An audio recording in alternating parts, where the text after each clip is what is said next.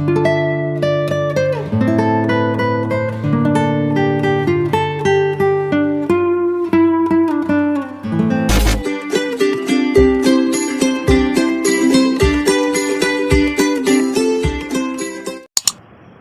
Friends, today special நம்ம combo சமைக்க போகிறோம். கொம்போ மெனு, அதாவது சொதியும் அது கூட சேர்த்து எக் வறுவலும் சமைக்க போகிறோம். சரி, அது எப்படி சமைக்குதுன்னு பார்க்கலாமா?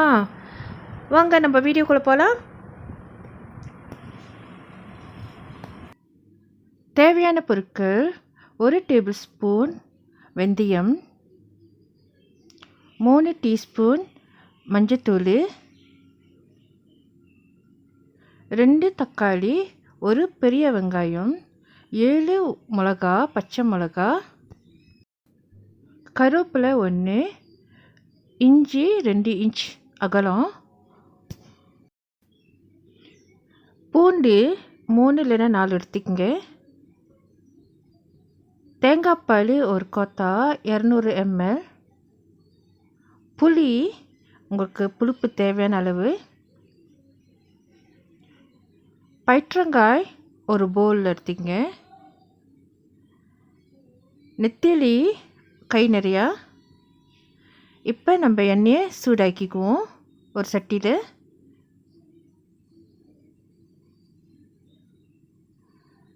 வெந்தயத்தை போட்டுக்கலாம்.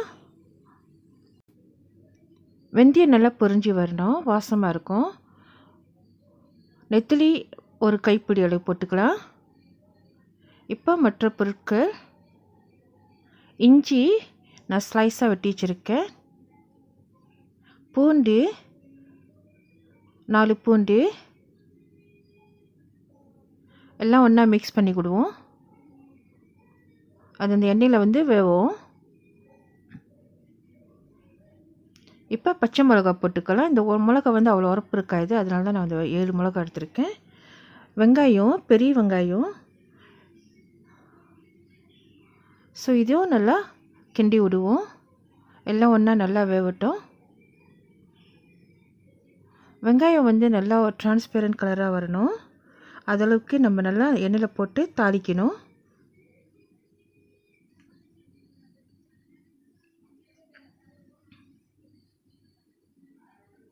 வெங்காயம் நல்லா வதங்க ஆரம்பிக்குது.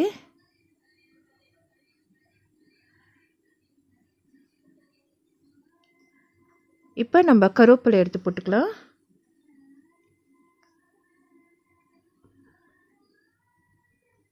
அதோடு சேர்த்து நல்லா மிக்ஸ் பண்ணி விடுவோம்.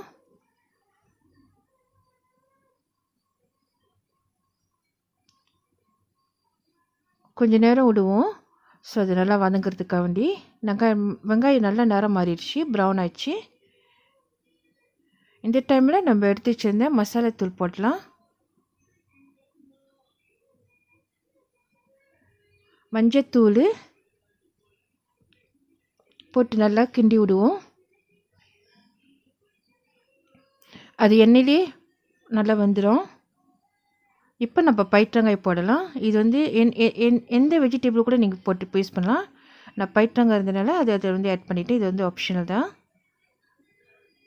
தண்ணி தேவையான அளவு, உங்களுக்கு சொதி எவ்வளோ வேணுமோ அந்தளவுக்கு நீங்கள் தண்ணி ஊற்றிக்கிங்க.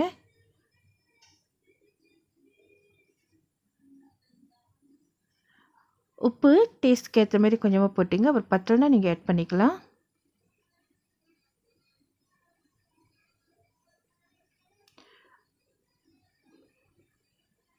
நல்லா கிளறி விடுவோம். உப்பு கரையணும், தண்ணியும் கொதிக்க ஆரம்பிக்கணும். மஞ்சத்தூள் எனக்கு பத்தலை, கொஞ்சம் லைட்டாக இருக்கனால நான் இன்னும் 1 டீஸ்பூன் மஞ்சத்தூள் ஆட் பண்ணிக்கிட்டேன்.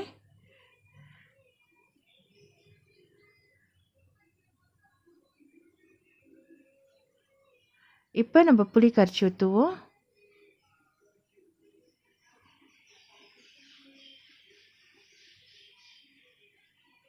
கொதிக்க விடுவோம். நல்லா கொதிச்சுட்டு இருக்குது. நம்ம உப்பு டேஸ்ட் பண்ணி பார்த்துட்டு உப்பு பத்தலைனா திருப்பி நம்ம உப்பு இன்னும் கொஞ்சம் ஆட் பண்ணிக்கலாம்.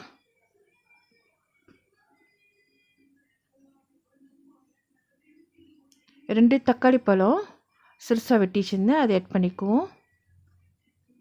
கொதிக்கிறப்ப தக்காளியும் சேர்ந்து நல்லா ஜூஸியாக வந்துடும்.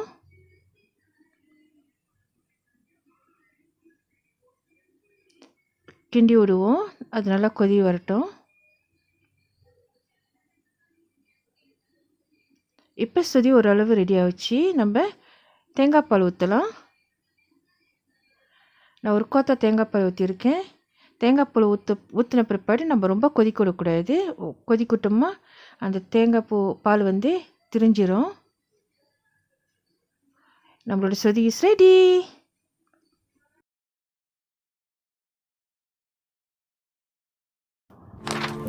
அடுத்தது நம்ம எக் வறுவல் சமைக்கலாம். வாங்க. தேவையான பொருட்கள் 6 முட்டை, முட்டை அவிச்சிட்டு பொரிச்சு வச்சுருங்க. அந்த முட்டையை வந்து 2ஆக கட் பண்ணிடுங்க, ஆஃபாக.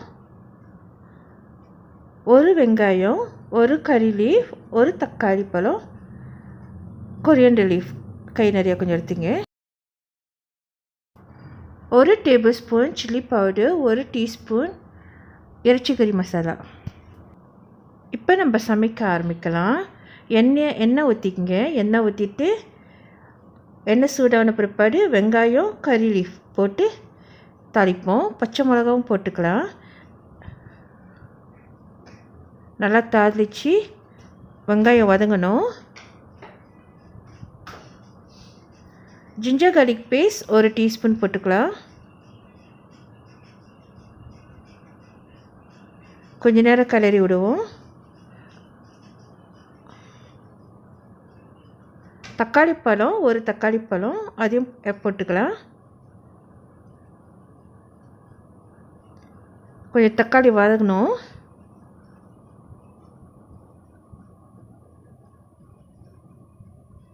மசாலா பவுடர் நம்ம எடுத்து வச்சு இந்த மசாலா பவுடரும் கொட்டி தாளிப்போம். ஸோ அந்த எண்ணெயிலே வந்து அது வதங்கணும்.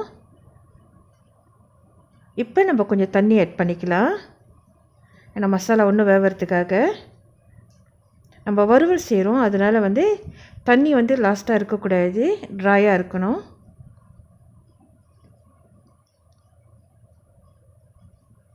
ஸோ நல்லா கிளறி விட்டுருவோம். உனக்கு தேவைப்பட்ட தண்ணி நீங்கள் ஆட் பண்ணிக்கங்க. எனக்கு சட்டுன்னு அந்த தண்ணி சுண்டிடுது, அதனால தான் நான் 2ஆவது திருப்பி நான் தண்ணி ஆட் பண்ணேன். ஸோ நல்லா வந்து அதே நேரத்தில் தக்காளியும் நல்லா வந்து கொலன்னு ஆகணும். அப்போ தான் நம்மளுக்கு அந்த தக்காளி பழத்தோட சாறும் ஜூஸும் நம்மளுக்கு கிடைக்கும், நல்லா டேஸ்ட்டாக இருக்கும். நான் கொஞ்சம் நேரம் கொதிக்க விடுறேன்.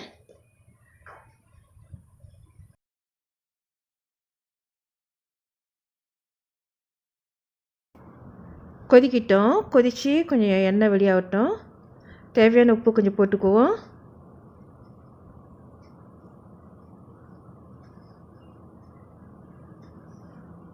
சிக்கன் ஸ்டாக் 1 டீஸ்பூன் போட்டுக்கிறேன் நான்.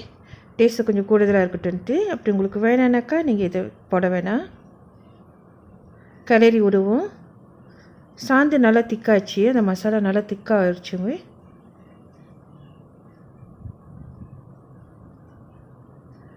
தக்காளிக்காவும் நல்லா வந்துருச்சு, சாஃப்டாக இருக்குது. இந்த டைமில் நம்ம பொரிச்ச முட்டையை வந்து ஒன்று எடுத்துப்போம்.